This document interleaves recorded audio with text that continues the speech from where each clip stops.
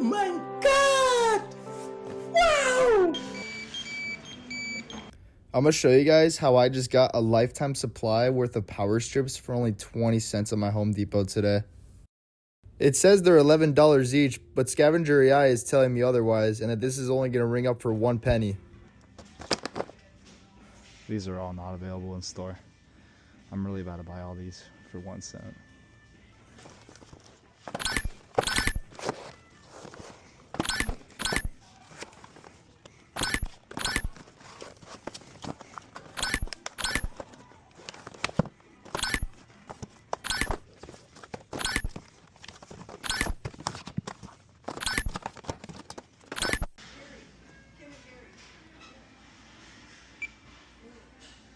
Oh my goodness.